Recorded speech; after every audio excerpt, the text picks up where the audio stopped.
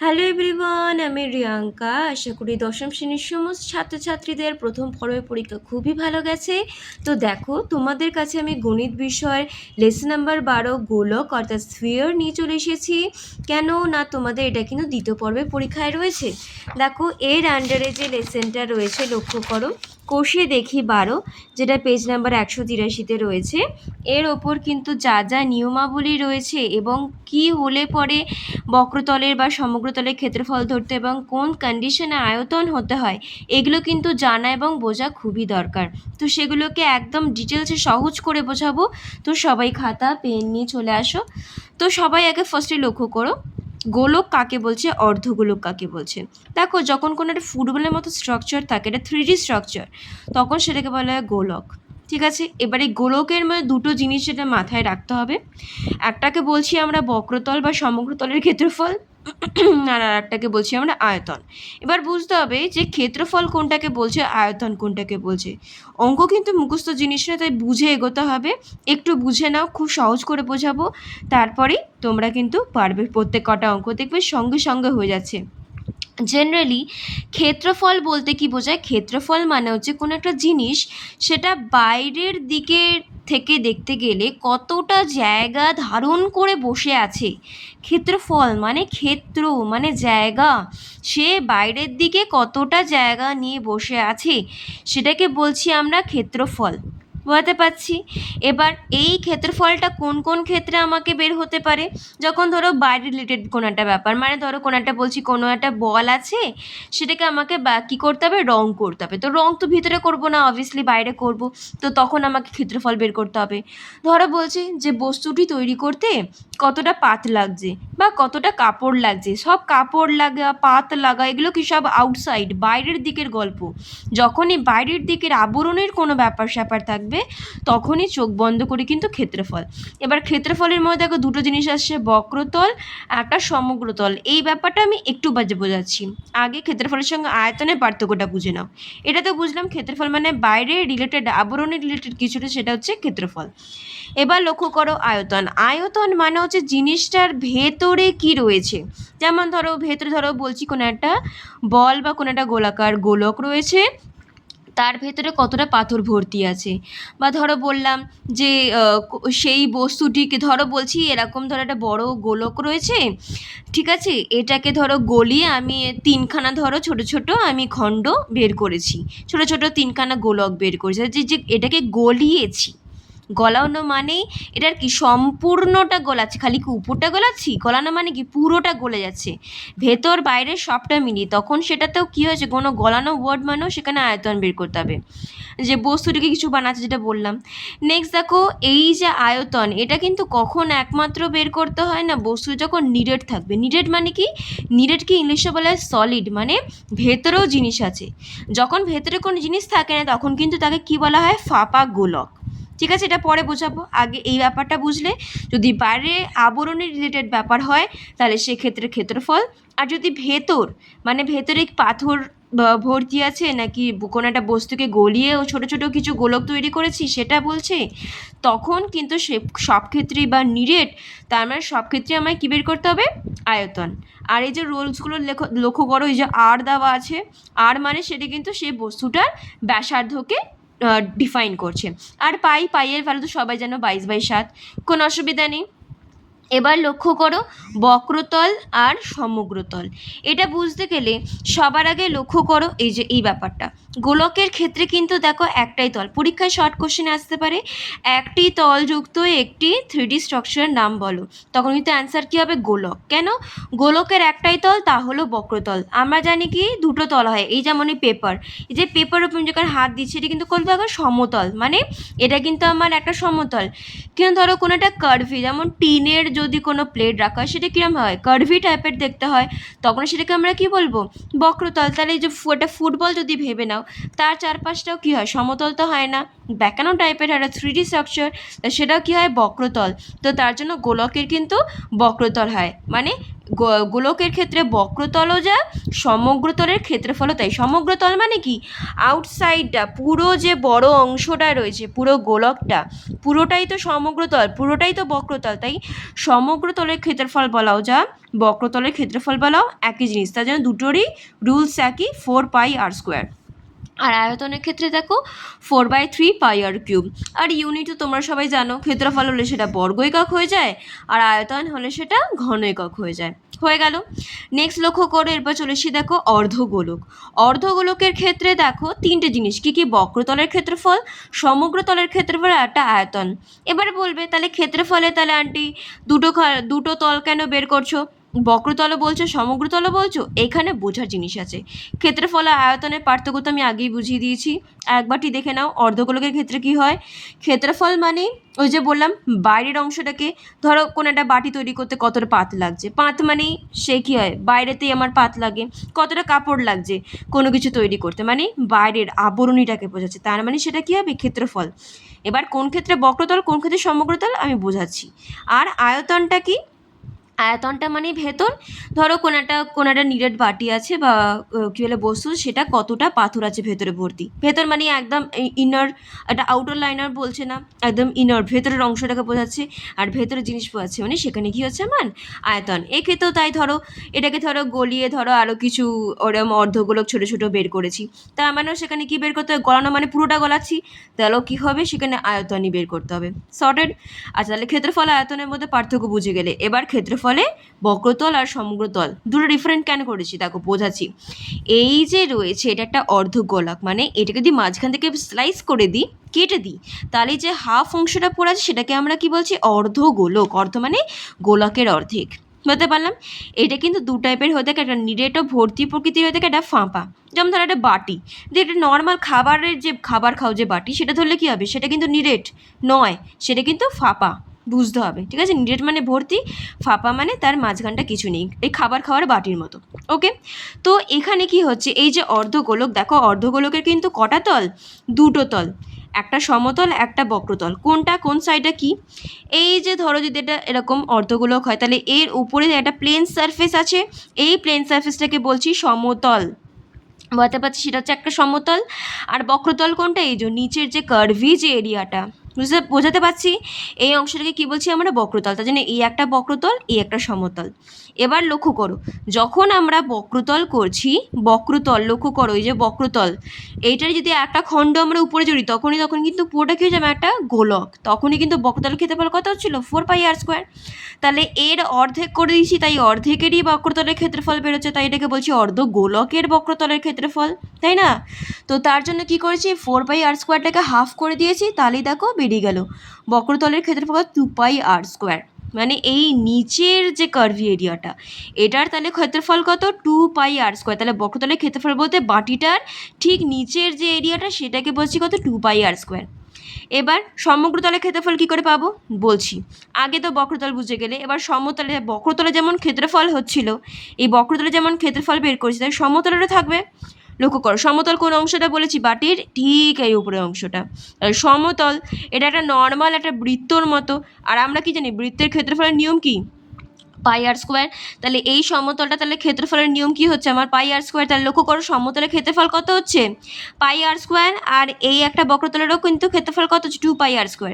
এই সমতল আর বক্রতল দুটোকে যদি যোগ করে দিই, তবে তো সেখান থেকে আমরা সমগ্রতলের ক্ষেত্রফল, সমগ্রতল মানে সেখানে সমতল আর বক্রতল দুটোকে ইনক্লুড করতে হবে, যোগ করতে হবে। তার জন্য πr², 2πr²কে দেখো এখানে যোগ করেছি, করে দেখো সমগ্রতলের ক্ষেত্রফল কত বেরোলো, 3πr²। তার জন্যই বক্রতলের ক্ষেত্রফলকে কিন্তু আমরা শুধু 2πr² লিখেছি এখানে, আর সমগ্রতলের ক্ষেত্রফলটা দেখো এখানেতে 3πr² আমরা এখানে ইন্ডিকেট করেছি। লক্ষ্য করেছো, এই যে। তো এখানে লক্ষ্য করো, বক্রতলের ক্ষেত্রফল আর সমগ্রতলের ক্ষেত্রফল নিয়ে কোনো অসুবিধা নেই, বক্রতল নিচেরটা, সমগ্রতল পুরোটা নিয়ে, তার জন্য 3πr², মনে করে রাখতে কোনো অসুবিধা হবে না। নেক্সট দেখে চলেছি আয়তন। আয়তন দেখো, এর যেটা আয়তন ছিল মানে 4/3πr³, এর তো অর্ধেক, তাহলে এটাকে হাফ দিয়ে গুণ করলেই তো আমার অ্যান্সার বেরিয়ে আসবে। তাহলে আয়তন কত, 2/3πr³। এটার সঙ্গে এটা যদি কম্পেয়ার করে পড়ো, সব থেকে সুন্দর নিয়মগুলো মনে থাকবে। এটার যেমন বক্রতল সমগ্রতল একই, তাই এটার 4πr²। এটার তো বক্রতল সমগ্রতল আলাদা জিনিস। তো বক্রতল তাহলে এর হাফ মানে 2πr², আর সমগ্রতলে πr² যোগ হচ্ছে সমতলের জন্য, যোগ হয়ে কত 3πr²। এর আয়তন কত 4/3πr³। এর অর্ধেক করলেই অর্ধগোলকের আয়তন 2/3πr³ হলো। এই দুটো নিয়ে আশা করি কোনো অসুবিধা নেই। তো এই দুটো আমি পরে লিখে দিয়েছি শর্ট করে, এটা সবাই খাতায় নোট ডাউন করে নেবে পরে, আগে এটা বুঝে নাও। দেখো এখানে একটা জিনিস রয়েছে, সেটা হচ্ছে ফাঁপা গোলক। সবসময় যে গোলক নিরেট অর্থাৎ সলিড হবে তার কোনো গ্যারান্টি থাকে না। কোনো কোনো সময় গোলক কিন্তু ফাঁপা হয়, মানে ভেতরটা খালি। মানে একটা ধরো ফুটবল টাইপের ধরো ভেবে নাও, ফুটবল ভেতরে কী থাকে, গ্যাস থাকে নি, ভেতরে তো সলিড কিছু থাকে না। তো সেটাকে আমরা ফাঁপা গোলকের সাথে আমরা কম্পেয়ার করতে পারি। তো ধরো ফুটবল যে বাইরের যে আউটার লেয়ার যেটা থাকে সেটাতে সামথিং এটা পুরু হয়ে থাকে, মানে ধরো এই যে ভেতরের অংশটা ধরো এটা 1 মিলিমিটার পুরু কি 1 সেন্টিমিটার পুরু, তাই তো? তার মানে এইখানটা লেয়ারটা আউটার লেয়ারটা কিন্তু পুরু, বাট ভেতরটা পুরো এমটি, মানে ভেতরটা পুরো খালি ফাঁকা।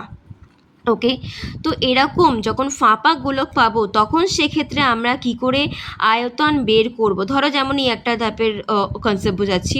ধরো এটা ফাঁপা গোলক, যার দেখো এখান থেকে বাইরে পর্যন্ত মানে এই বহির ব্যাসার্ধটা কত ধরছি ক্যাপিটাল আর, আর দেখো ভেতরের এই পর্যন্ত যে ব্যাসার্ধ মানে অন্ত ব্যাসার্ধ এটাকে কত ধরছি আর, স্মল আর।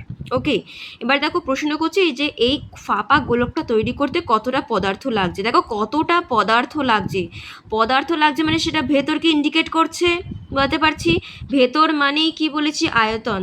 বা যদি বাইরে বলতো যে এই ফাঁপা গোলকটাকে ধরো বলছে যে তৈরি করতে কতটা কাপড় লাগবে বা এটাকে আবরণ দিতে কতটা কাপড় লাগতো, তাহলে কাপড় মানে সেটা বাইরের ব্যাপার হতো, তখন কিন্তু আমাকে এখানে ক্ষেত্রফল বের করতে হতো, বুঝতে পারছি। যেহেতু বলিনি এখানে কি বলছে পদার্থ লেগেছে মানে ভেতর, তাই আমরা আয়তন কি করে বের করব, লক্ষ্য করো। এটা কি করেছি, বহির ব্যাসার্ধের যে আয়তন থেকে ভেতরের যে অন্ত ব্যাসার্ধের যে আয়তন সেটাকে আমি বিয়োগ করে দিচ্ছি, তাহলেই বেরিয়ে যাবে। দেখো 4/3π আর এর জন্য r³ মাইনাস 4/3πr³। ওকে, এটাকে একসাথে একটা কনভার্ট করেছি কি 4/3πr³ মাইনাস r³। এই একটাই ফাঁপা গোলক থেকে এই একটাই রুলস আছে, এইটাকে মাথায় রাখবে তাহলেই হবে। কনসেপ্টটা বুঝবে, ফাঁপা মানে ভেতরে কিন্তু কিছু নেই। তো এখান থেকে কী কী নিয়মাবলী আমরা শর্ট করে পেয়েছি একবার দেখে নাও। গোলকের মধ্যে বক্রতল বা সমগ্রতলের ক্ষেত্রফল 4πr² বর্গ একক, আয়তন হচ্ছে 4/3πr³ ঘন একক, অর্ধগোলকের বক্রতলের ক্ষেত্রফল হচ্ছে 2πr² বর্গ একক, সমগ্রতলের ক্ষেত্রফল হচ্ছে 3πr² বর্গ একক, আয়তন হচ্ছে 2/3πr³ ঘন একক, আর ফাঁপা গোলকের আয়তন হচ্ছে 4/3π ব্র্যাকেটে r³ মাইনাস r³ ঘন একক। ব্যাস, এই যে নিয়মটা বললাম এটা যদি তোমরা ডিটেলসে বুঝে গিয়ে থাকো তাহলেই তোমাদের কিন্তু অঙ্ক করতে কোনো অসুবিধা হবে না। তো ভালো করে কিন্তু এই যে পুরো যে নোটসটা আছে আমি এটা ভালো করে ছবি তো দেখো, আমি তোমাদের কাছে আমি ভিডিও রেখে দিচ্ছি, এটা কিন্তু তোমরা সবাই খাতায় নোটস হিসেবে নোট ডাউন করবে, কারণ এটা কিন্তু গুরুত্বপূর্ণ আর খুব একটা ইজি লেসন। অনেক জায়গায় অনেক টিচার এটা টাফ করে দেখায়, আমি তোমাদেরকে এত সহজ করে বোঝালাম, তো আশা করি অঙ্কগুলো খুব স্পিডে তোমরা করতে পারবে। তো চলো এবার অঙ্কটা শুরু করা যাক। তো দেখো কোষে দেখি 12 লেসনে দেখো ফার্স্ট অঙ্ক কি বলছে, একটি গোলকের ব্যাসার্ধের দৈর্ঘ্য 10.5 সেন্টিমিটার হলে তার সমগ্র তলের ক্ষেত্রফল হিসাব করি। তাহলে গোলকের ব্যাসার্ধ বলেছে মানে সেটাকে আমরা আর ধরবো, আর সমান কত হবে 10.5 সেন্টিমিটার। দেখো এই অঙ্কটা আমি এখানে ছোট করে দেখাচ্ছি। দেখো গোলকটা তাহলে ব্যাসার্ধ আর ধরেছি কত 10.5, আর এখানে দেখো এখানে কি বের করতে দিয়েছিল সমগ্র তলের ক্ষেত্রফল। সমগ্র তলের ক্ষেত্রফলের আমরা রুল কি জানি অলরেডি 4πr²। দেখো 4-এর ভ্যালু বসেছি, পায়ের ভ্যালু সবাই জানি 22/7 বসালাম, আর হচ্ছে 10.5 তার স্কোয়ার। ওকে, বর্গ সেমি, তাহলে স্কোয়ার মানে সেটাকে আমরা দুবার গুণের আকারে লিখতে পারি। দেখো আর কাটাকুটি এখানে করেছি, যেমন 7কে দিয়ে 105কে কাটলে পরে 15, আবার 10কে দিয়ে 15 কেটে 5 দিনে 15, 5 10, সেই হিসেবে কিন্তু আমরা কাটাকুটি করেছি। কাটাকুটি করে এরপর কী কী পড়ে আছে লক্ষ্য করো, এখানে 22, এখানে 3 আর এখানে 21, ঠিক আছে। 22 আর 3 গুণ করলে 66, আর এই 66 দিয়ে 21কে গুণ করে কত বেরিয়েছে 1386 বর্গ সেন্টিমিটার। খুব ইজি একটা অঙ্ক, গোলকটির সমগ্রতলের ক্ষেত্রফল হলো 1386 বর্গ সেমি। হলো খুব ইজি। নেক্সট লক্ষ্য করো, একটি চামড়ার বল তৈরি করতে প্রতি বর্গ সেন্টিমিটার 17.50 টাকা হিসেবে 431.20 টাকা লেগেছে। বলটির ব্যাসের দৈর্ঘ্য হিসাব করে দেখি। দেখো ব্যাসের আগে প্রথমে এই বাক্যটা পড়ো, কি বলেছে না এত টাকায় চামড়ার ব্যাগ তৈরি করতে পেরেছে কতটা 1 বর্গ সেমি। তাহলে এত টাকায় তাহলে আরও বেশি জায়গা হবে, বেশি মানে সেখানে গুণ করতে হবে। তো এই ক্যালকুলেশনটা করে আগে কত বর্গ সেন্টিমিটার লাগছে ওই চামড়ার বলটা তৈরি করার জন্য সেটা আমরা বের করে ফেলবো। তার জন্য দেখো কী করেছি, ফার্স্টে 17.50 টাকা লেগেছে চামড়ার বলের 1 বর্গ সেন্টিমিটার তৈরি করতে, তাই 431.2 টাকাতে লেগেছে আমার কি, তার সেখানে কি হবে 431টাকে আমাকে 17.50 দিয়ে কী করতে হবে, আমাকে ভাগ করতে হবে। তাই সেখানে দিয়ে কী হয়েছে, ভাগ করে দেখো এখানে কত বেড়েছে 24.64 বর্গ সেন্টিমিটার। তাহলে দেখো এটা লক্ষ্য করবে, এটা এই যেটা বেরোলো এটা হচ্ছে কিন্তু চামড়ার বলের সমগ্র তলের ক্ষেত্রফল। কেন সমগ্র তলের ক্ষেত্রফল, এটা আয়তন নয়। দেখো ব্যাপারটা বোঝো, ফার্স্ট অফ অল এটা কি বলে, চামড়ার বল তৈরি করতে, তাহলে বলটা চামড়া দিয়ে তৈরি, চামড়া কি ভেতরে থাকবে, অবভিয়াসলি না, বাইরে, আউটসাইড, বাইরের দিকের মানেই তখন আমি তোমায় কী বলি, সেটাকে আমার সমগ্র তলের ক্ষেত্রফল বা বক্রতলের ক্ষেত্রফল ভাবতে হবে। তো তার জন্য আমরা এখানে এই যেটা বেরিয়েছে এটাকে আমরা সমগ্র তলের ক্ষেত্রফল হিসেবে লিখেছি, ঠিক আছে। তাহলে এটা সমগ্র তলের ক্ষেত্রফল হয়ে গেল। এরপর কি বলেছে বের করতে, ওই বলটার ব্যাস বের করতে হবে, মানে সোজা কথা আর বের করলে আমার 2r বেরিয়ে যাবে। তো চলো তাহলে এখান থেকে আমরা আর বের করতে পারবো। তাহলে সমগ্রতলের ক্ষেত্রফল হচ্ছে 274.64, তাহলে সমগ্রতলের ক্ষেত্রফলের রুলটা লিখে দিতে আমরা দুটোকে ইকুয়াল করে দিই, তাহলেই হয়ে যাবে। দেখো সমগ্রতলের ক্ষেত্রফলের নিয়ম কি 4πr², সেটা ইকুয়াল টু 24.64 হলো। এখান থেকে আর এর ভ্যালু বের করবে, দেখো পাইয়ের ভ্যালু বসিয়েছি, করে দেখো r² দিয়ে 4 আর 22 থেকে আমি ডান দিকে ঘুরিয়ে দিয়েছি, ঠিক আছে। দেখো ব্যাপারটা উল্টে গেল। এগুলো তোমরা সবাই জানো, বড় হয়ে গেছো, আর ডিটেলসে বলছি না। আচ্ছা নেক্সট তারপর দেখো কাটাকুটি করে দেখো উপরে কত রয়েছে 28, এখানে 7 আর নিচে রয়েছে 100। দেখো তারা আর এর ভ্যালু, r² থেকে আর মানে সেটা বর্গমূল হয়ে যায় জানো, করে দেখো এখানে ক্যালকুলেশন করে কত বেরিয়েছে, এখানে 14/10 মানে 1.4 সেন্টিমিটার। তাহলে ব্যাসার্ধ কত বেরোলো, এখানে 1.4, তাহলে ব্যাস কত হবে, এই 1.4কে 2 দিয়ে গুণ করলে আমার বেরিয়ে যাবে ব্যাস। তো তার জন্য 1.4কে 2 দিয়ে গুণ করেছি, করে কত হলো 2.8 সেন্টিমিটার। দিয়ে দেখো চামড়ার বলটার ব্যাসের দিকে তাহলে 2.8 সেন্টিমিটার বলতে পারলাম। ফার্স্টে ভাগ করলাম এইভাবে, ভাগ করে তারপর সমগ্রতলের ক্ষেত্রফলের ভ্যালুটা করে আমরা এখান থেকে ব্যাসার্ধ বের করলাম, করেই ব্যাস বেরিয়ে গেল। ইজি অঙ্ক হলো। নেক্সট লক্ষ্য করো, দেখো 3 দাগেরটা কি বলছে, স্কুলে শর্টপাট খেলার জন্য যে বলটি ব্যবহার করা হয় তার ব্যাসের দৈর্ঘ্য 7 সেন্টিমিটার হলে বলটিতে কত ঘন সেন্টিমিটার লোহা আছে হিসাব করে দেখি। তাহলে দেখো বলটিতে কতটা লোহা আছে, লোহা আছে ভেতরে, তাহলে ভেতরে কতটা লোহা আছে, ভেতর মানেই কী করতে হয় তোমাদের বলেছে আয়তন। তাহলে এখানে ব্যাসের দৈর্ঘ্য দেওয়া আছে, তাহলে ব্যাস থেকে ব্যাসার্ধ বের করে আমরা সেখান থেকে আয়তন বের করতে পারবো। তো দেখো সেই অঙ্কটাই দেখাচ্ছি এবার। এই দেখো বলটার ব্যাসের দৈর্ঘ্য দিয়ে দিয়েছে 7, তাহলে ব্যাসার্ধ কত বের, হাফ করলে দেখো কত বেরিয়েছে 3.5। এবার কতটা লোহা আছে, তার মানে আয়তন বের করতে বলছে, তার নিয়ম কি 4/3 πr³। দেখো 4/3 পাইয়ের ভ্যালু 22/7, আর এর ভ্যালু কত পেয়েছি 3.5, সেটাকে কিউব, তাই 3বার গুণ করে দিয়েছি। দেখো কাটাকুটি করেছি, কাটাকুটি করে দেখো তো 539/3, সেটাকে আমায় কী করতে হবে, ভাগ করে নিয়ে পূর্ণ মানে কত বেরোলো 179 পূর্ণ 2/3 ঘন সেন্টিমিটার। তাই বলটিতে এত ঘন সেন্টিমিটার লোহা আছে।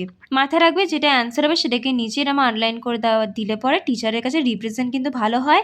আর সেকেন্ডলি মাথায় রাখবে যখন রাফ করবে সেটাকে আমাদের বক্স করে দিতে হবে যে আমরা নিজেরা হাতে ক্যালকুলেশন করেছি, সেটা হচ্ছে প্রুফ। তার জন্য হলো। নেক্সট দেখো, নেক্সট 4 দাগেরটা লক্ষ্য করো কি বলেছে, 28 সেন্টিমিটার দৈর্ঘ্যের ব্যাস বিশিষ্ট একটি নিরেট গোলক জলে সম্পূর্ণভাবে নিমজ্জিত করলে যে পরিমাণ জল অপসারিত করবে তার নির্ণয় করি।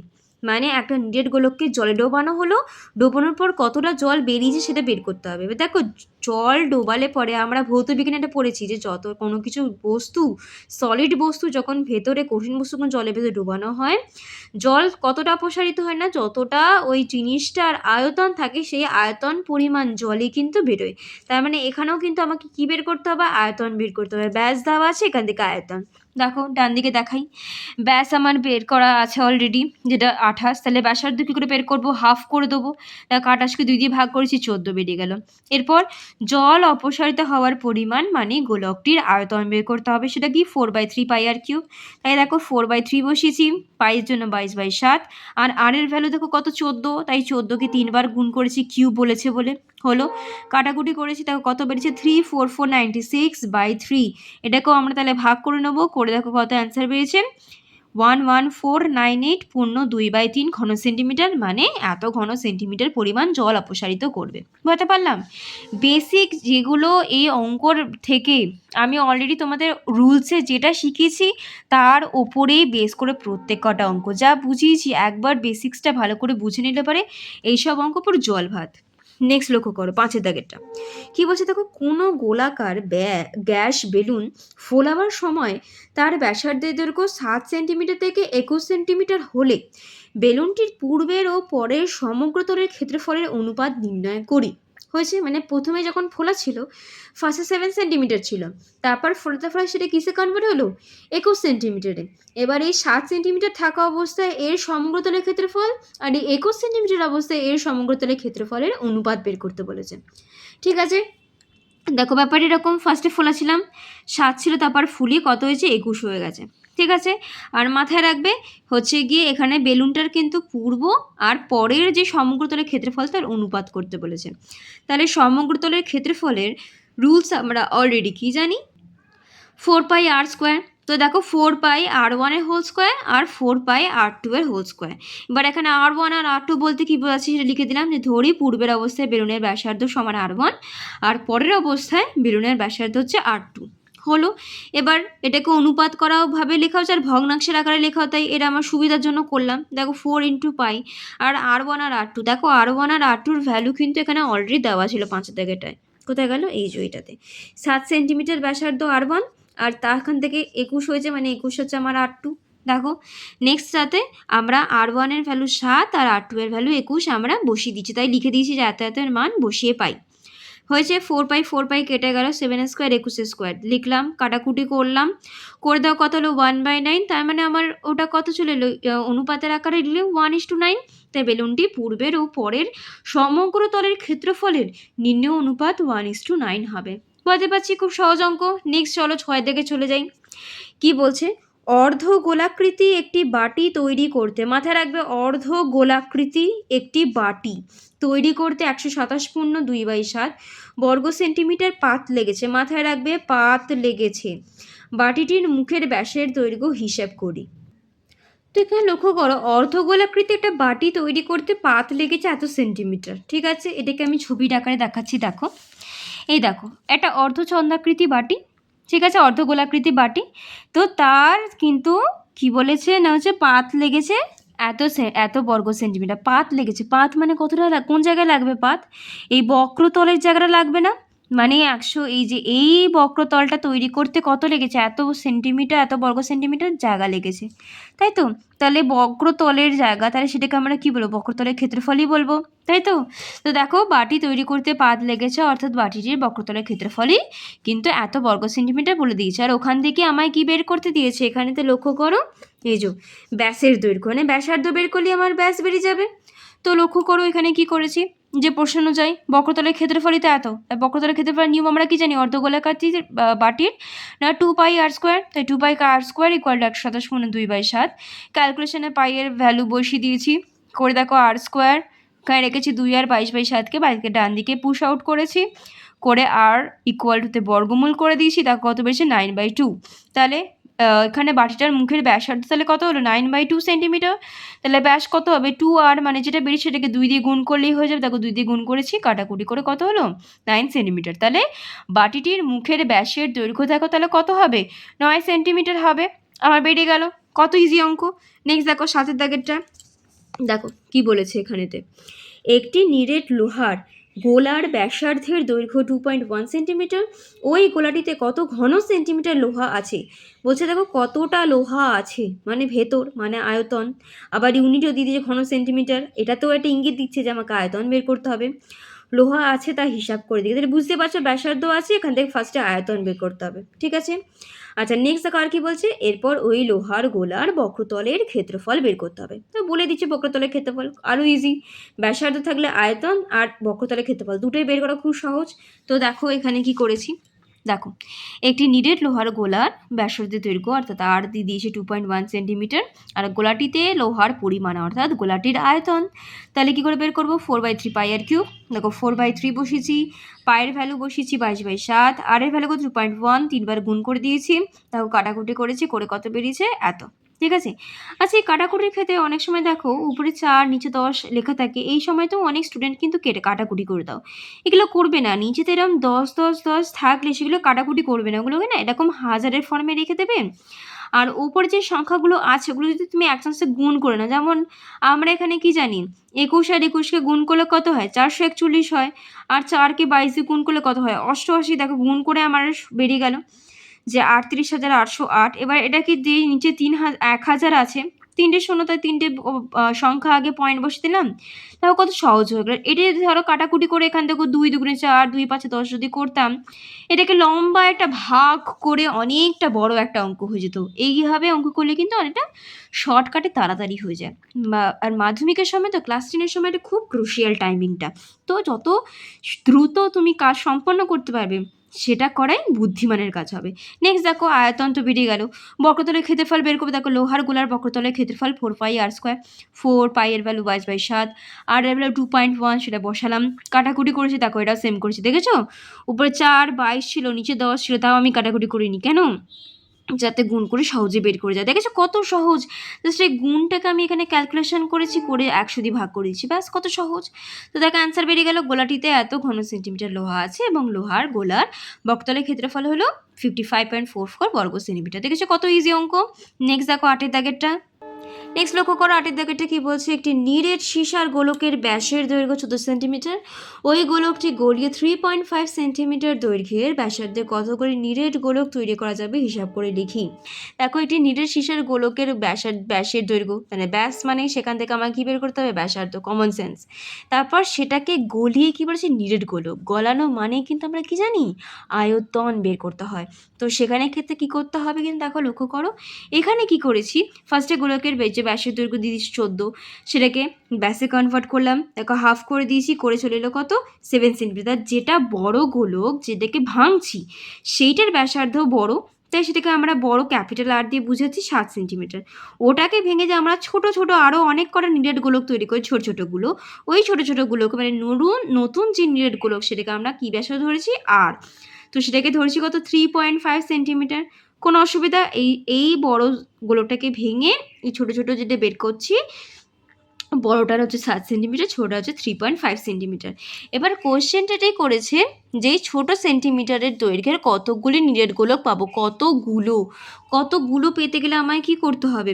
আয়তন, মানে এই বড়টার যে মানে বড় যে গোলকটা তার যে আয়তন সেটাকে ছোট গোলকগুলোর আয়তনগুলো দিয়ে কি করতে হবে? ভাগ করতে হবে। তাহলে দেখো আমাদের আয়তনের নিয়ম কি? 4/3 পাই আর কিউব। তো তার জন্য 4/3 ইন্টু পাই ইন্টু আর, মানে ক্যাপিটাল আর চলছে, তো 7 কিউব, তাই 3খানা 7 দিয়েছি। আর নিচে 4/3 পাই আর কিউব। দেখো 4/3 ইন্টু পাই, আর ছোটো ছোটো নিরেট গোলকগুলোর ব্যাসার্ধ কত? 3.5, তো তার কিউব করেছি। দেখো কাটাকুটি করেছি, 4/3 আর পাইগুলো কাটাকুটি করে দিয়েছি। 3টে 7 দিয়ে 3টে 35কে কেটেছি 5 করে। আচ্ছা 3.5-এর পয়েন্টগুলো কেটে এখানে 10 10 10 করে বসিয়ে দিয়েছি, ঠিক আছে। আচ্ছা 5 দিয়ে 10গুলোই কেটেছি সব কটাকে, কত বেরোলো? তাই 2 2 2, মানে 2 দুগুণে 4, 4 দুগুণে 8, তাহলে 8টা। তাহলে নিরেট সীসার গোলকটি গলিয়ে 3.5 সেন্টিমিটার দৈর্ঘ্যের ব্যাসার্ধের 8টি নিরেট গোলক তৈরি করা যাবে। কত সহজ অঙ্ক, কিন্তু এটা কিন্তু ইম্পর্টেন্ট আছে। এটা কিন্তু এরকম ধরনের অঙ্ক কিন্তু পরীক্ষার সময় মাঝে মাঝেই আসে। তো এই ধরনের অঙ্ক কিন্তু ইম্পর্টেন্ট আছে, একটু স্টার মার্কস দিয়ে রাখবে, ঠিক আছে। নেক্সট দেখো 9 দাগেরটা কি বলছে? 3 সেন্টিমিটার, 4 সেন্টিমিটার ও 5 সেন্টিমিটার দৈর্ঘ্যের ব্যাসার্ধে 3টি নিরেট তামার গোলককে গলিয়ে একটি নিরেট বড় গোলক তৈরি করে হলো। আগেরটা কি বলেছিল? বড়টাকে ভেঙে ছোট ছোট তৈরি করছে। এখানে কি করছে? 3খানা ছোট ছোটকে জুড়ে দিয়ে একটা বড় গোলক তৈরি করছি। করে বড় গোলকটার ব্যাসার্ধের দৈর্ঘ্য কত হিসাব করে দেখি। তো লক্ষ্য করো এখানেও কিন্তু গলিয়ে, ছোট 3টাকে গলিয়ে তারপর বড় তৈরি করতে হবে। গলানো মানে কি বলেছি? আয়তন। তাহলে সব থেকে বড় প্রথমে কি বলছে? বড় গোলকটার ব্যাসার্ধের দৈর্ঘ্য বের করতে হবে। তাহলে দেখো তার জন্য আমরা কি করেছি? ধরি বড় গোলকটির ব্যাসার্ধের দৈর্ঘ্য আর, ক্যাপিটাল আর সেন্টিমিটার। বড় যখনই হবে সেটাকে ক্যাপিটাল ধরবে, ছোট হলে সেগুলোকে স্মল আর ধরবে, ঠিক আছে। আচ্ছা এই হের আয়তন চাই, তা বড়টার তার আয়তন কত? 4/3 পাই ক্যাপিটাল আর কিউব, ওকে। এবার 3টে যে ছোট ছোট নিরেট তামার গোলক আছে তার মোট আয়তন তাহলে কত হবে? 3টের যে আলাদা আলাদা সেন্টিমিটারের যে রয়েছে ছিল 3 সেন্টিমিটার, 4 সেন্টিমিটার, 5 সেন্টিমিটার, তা 3টা আয়তন দেখো আলাদা আলাদা হবে 4/3 পাই আর কিউব, 4/3 পাই আর কিউব, 4/3 পাই আর কিউব। এটাকে একসাথে করার জন্য কী করেছি, 4/3 পাইটাকে আমি কমন নিয়ে নিয়েছি, করে এগুলোকে আমি একটা কিউবের আন্ডারে রেখেছি।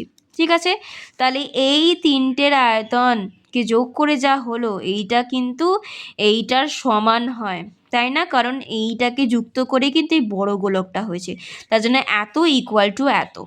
দেখো তাই করেছি, যেহেতু উভয়ের আয়তন একই থাকবে তাই প্রশ্ন অনুযায়ী এত ইকুয়াল টু এত। ঠিক আছে, দেখো 4/3 পাই কেটে দিয়েছি আর কিউব। এবার এই তিনটের ভ্যালু রয়েছে, 3-এর কিউব 27, 4-এর কিউব 64, 5-এর কিউব 125, সব কটাকে যোগ করলে 216। আর কিউব মানে সেটাকে আমাকে ঘনমূল করতে হবে, 216 ঘনমূলের অ্যান্সার কত হয় 6, সবাই জানি। তাই বড় গোলকটির ব্যাসার্ধের দৈর্ঘ্য কত বেড়ে গেল আমার, 6 সেন্টিমিটার। কত সহজ অঙ্ক। নেক্সট দেখো 9-এর পরে 10। দেখো এখানে কি বলেছে, বলছে যে একটি অর্ধগোলাকৃতি গম্বুজের ভূমিতলের ব্যাসের দৈর্ঘ্য 42 ডেসিমিটার। গম্বুজটির উপরিতল রং করতে প্রতি বর্গ মিটার 35 টাকা হিসেবে কত খরচ পড়বে তা হিসাব করে লিখি। সবার ফার্স্টে দেখো এখানে ভূমিতল যে দিয়েছে, এটা কিন্তু ফার্স্ট অফ অল দেখো অর্ধগোলাকৃতি, এটা জিনিস মাথায় রাখবে। নেক্সট দেখো ভূমিতলের ব্যাস, তাহলে ব্যাস মানে ব্যাসার্ধ আমি বের করে নিতে পারবো। নেক্সট দেখো গম্বুজটির উপরিতল রং করতে, উপরিতল রং করছি মানে সেটা কি হচ্ছে, বক্রতলের ক্ষেত্রফল বের করতে হবে, বুঝতে পারছো? তো দেখো এখানে কি করেছি পরপর দেখাই। তাহলে অর্ধগোলাকৃতি গম্বুজের ভূমিতলের ব্যাসের দৈর্ঘ্য 42 ডেসিমিটার, সেখান থেকে কত ব্যাসার্ধের দৈর্ঘ্য বের করেছি হাফ করে 21 ডেসিমিটার। এবার প্রশ্ন করবে তোমাদের ডেসিমিটার থেকে আন্টি তাহলে তুমি মিটার কেন করলে? দেখো এখানে লক্ষ্য করবে এখানেতে কিন্তু কোশ্চেন কী করেছে, রং করতে প্রতি বর্গ মিটারে 35 টাকা নিতে, বর্গ মিটার। তাহলে আমাকে যে কি বলে বক্রতলের ক্ষেত্রফলটা বের করছি সেটা কিন্তু মিটারে, তো তার জন্যই আমি ফার্স্টে আগে ভাগেই ব্যাসার্ধটাই কিন্তু আমি ডেসিমিটার থেকে মিটারে কনভার্ট করে নিচ্ছি আমার ক্যালকুলেশনের সুবিধার জন্য। বলতে পারলাম 10 দিয়ে ভাগ করে 2.1 মিটার হলো। এবার দেখো অর্ধগোলাকৃতি গম্বুজের উপরিতল অর্থাৎ বক্রতলের ক্ষেত্রফল তাহলে কত হবে, 2 পাই আর স্কোয়ার, তাই 2 × 5/7। 2.1 দিয়ে দেখো ক্যালকুলেশন কাটাকুটি করেছি, এটা তো কী করে কাটাকুটি করতে আমি দেখিয়ে দিয়েছি। তো করে দেখো 100 দিয়ে ভাগ করে কত বেরোলো, 27.72 বর্গমিটার। এবার তাহলে কি হয়েছে, 1 বর্গমিটার রং করতে খরচ পড়বে কত, 35 টাকা লেখা ছিল, তাহলে এত বর্গমিটারই যে এতটা, এই যে এত বর্গমিটার তাহলে রং করতে কত খরচ পড়বে, কি হবে গুণ হবে, আমাকে এটা গুণ করতে হবে। গুণ করি দেখো কত বেশি, 970.20 টাকা। আচ্ছা এটা কী করে গুণ করতে একবার বলে দিই, দশমিক যাচ্ছে ভুলে যাও, সংখ্যাগুলো গুণ করলাম, করে যেটা বেরোলো বসালাম।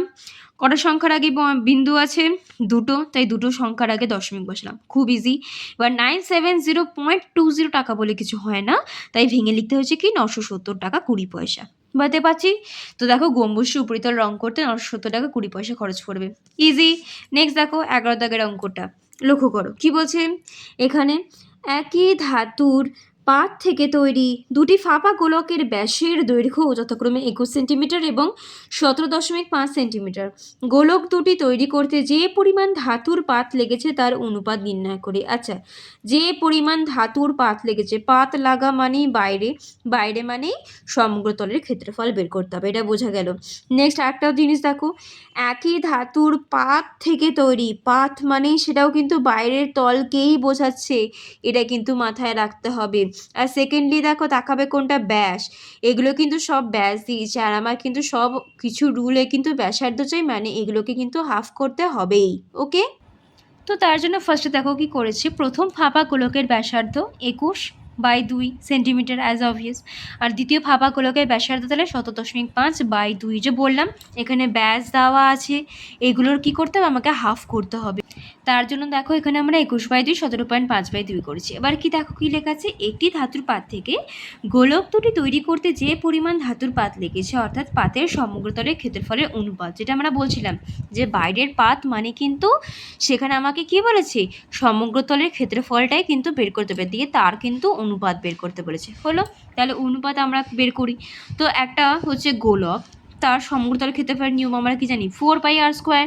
তো দেখো 4 × পাই, আর এই যে এইটা, তার জন্য 8 স্কোয়ার, আবার 4 × পাই, আর এটা চাই, তাই তার জন্য 8 স্কোয়ার। কোনো অসুবিধা? তো দেখো 4 পাই কেটে গেল, এই দুটোকে লিখেছি এইটার নিচে ছিল, যেই সোজা যাবে তখন কি উল্টো হয়ে যাবে। দেখো উল্টো করে লিখেছি, পয়েন্টগুলিকে কেটে 10 করে দিয়েছি, কাটাকুটি করে দেখো এখানে কত বেরিয়েছে, 36/25 অনুপাত করলে 36:25, তাই যে পরিমাণ ধাতুর পাত লেগেছে তার অনুপাত হচ্ছে 36:25। ওকে, তো এখানে লক্ষ্য করো আমি এখানে 11 অবধি বুঝলাম। নেক্সট অঙ্ক দেখো 12 থেকে স্টার্ট হচ্ছে, ঠিক আছে। এবার ব্যাপারটা হচ্ছে দেখো অনেকটা এগিয়ে গেছে আমাদের অঙ্ক, তো ভিডিওটা একটু বড় হয়ে গেছে, তো আমি 11 পর্যন্তই এই ভিডিওটাতে দেখাচ্ছি।